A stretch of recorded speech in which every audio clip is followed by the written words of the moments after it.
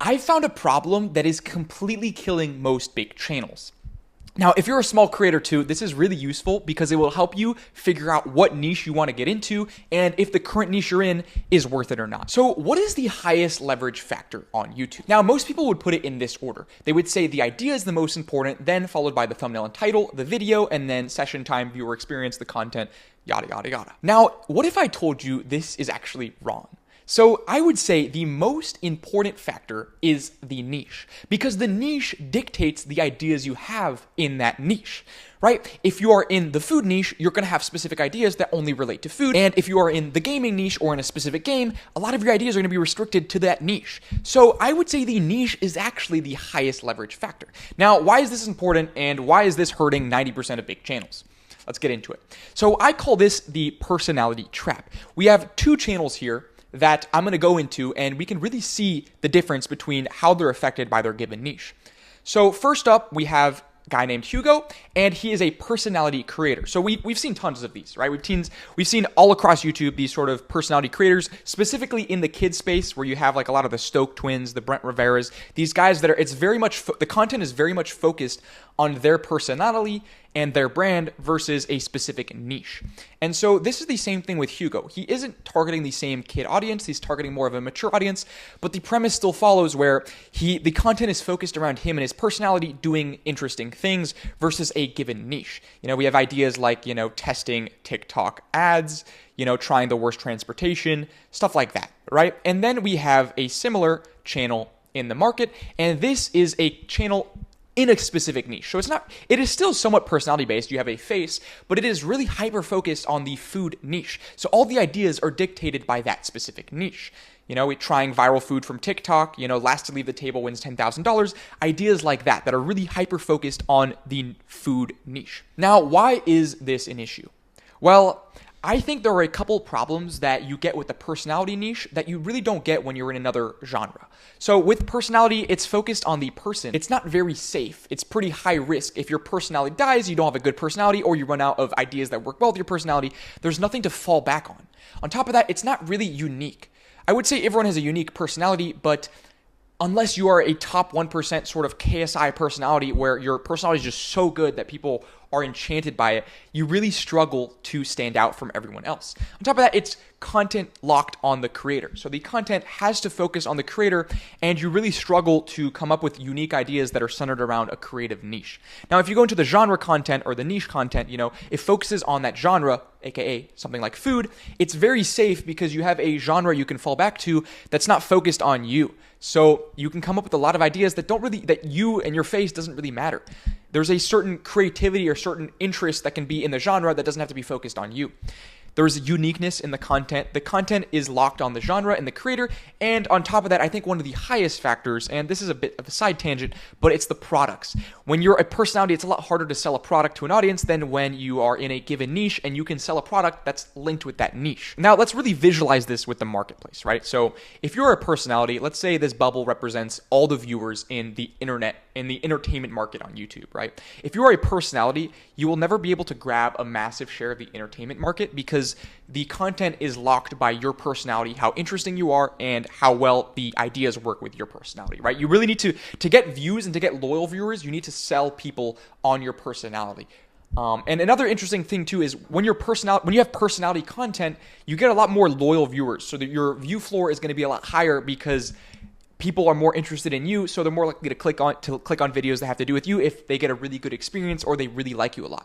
But on the opposite side, when you're in the genre content, you get to really hit the entire genre, right? So the food market, if you're making content about food, you can really hit any viewer who is interested in food or who eats food, right? There's a reason why Nick DiGiovanni is one of the biggest channels, is really exploding right now. It's because food is a universal market. Everyone eats food every day. Anyone can be interested in an experience having to do with food.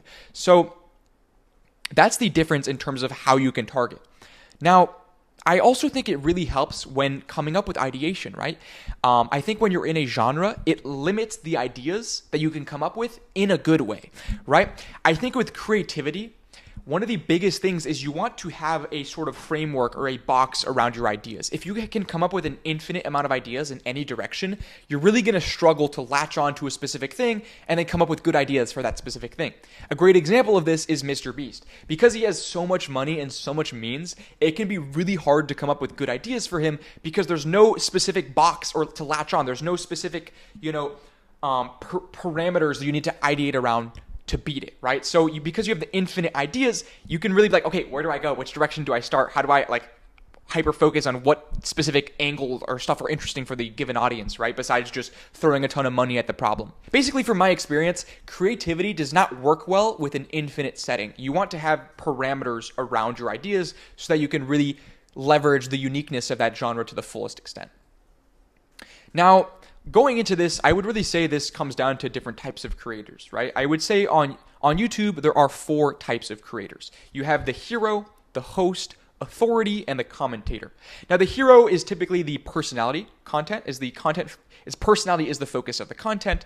The host, the content is the focus. So think of Mr. Beast, where even lately in his latest videos, over time, you're seeing him and his friends less, and it's more focused on the people trapped in the box or the specific challenge they're trying to do. Then you have authority, which is expertise is the focus. So authority would be anything like me, for example, where I know a lot about a specific topic, aka YouTube, and I'm just yapping about it to you. The final type of creator is the commentator. And now this is where opinion is the focus. Think of a creator like Penguin Zero, where he can just really talk about any topic, and because you value his input and his opinion, you're going to click on it and watch it. Now that you know the different types of creators, let's hyper focus in on the hero versus the host, which is really the personality versus locked in on a specific genre, right? So I think with hero versus host, the TAM, the total addressable market, shrinks when you focus on yourself versus when you focus on a common interest. If you focus on yourself and entertainment, you need to hit the fullest, you're always going to be capped by your limitations of how you look.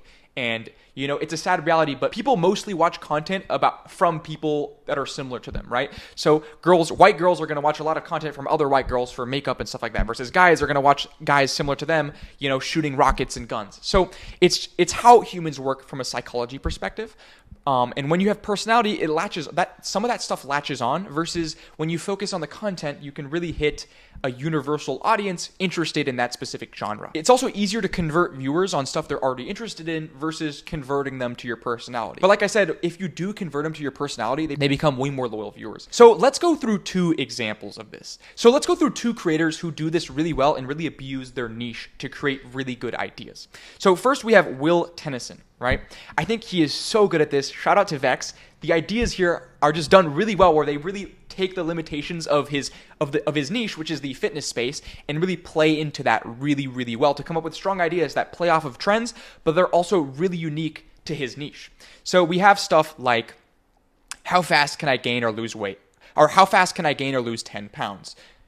We have other ideas like, testing ridiculous fitness product claims. So we've seen ideas like, I know with Hafua, we were working on an idea where it was testing unbreakable items or testing impossible product claims. See how when you have a niche, you can hyper focus on that niche and do testing ridiculous fitness claims. If we go to Nick in the food space, testing ridiculous food claims, because you're in a niche, you can get very specific, versus when you're a personality. If you're just focused on you and entertainment in general, what are you going to do? You're going to just randomly talk about fitness products? That doesn't work. If we go to Nick, it's the same thing. He has a lot of ideas here that only work because he is in the food niche. And when you're a personality, you really can't do these ideas. Some of my favorites are this one. I tested 1-star kitchen gadgets. So he kind of played into that when the whole Ryan Trahan 1-star hotel trend really broke up or really blew up in the YouTube space.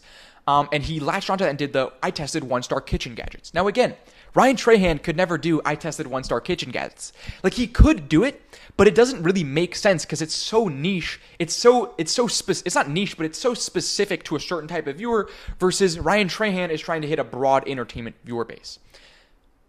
But yet again, we see it's not niche because this got 40 million views. So because it's in the right niche and it plays into the limitations of the niche, you're able to come up with really interesting, unique ideas based off trends that stand out and really hit your audience really well. Now, let's go into some negatives, right? Personality can't play into trends as much. There's no consistent guidelines for content. So it's prone to copying, so a lot of other people will copy your stuff, and there's not much difference between them and you because you're both personalities.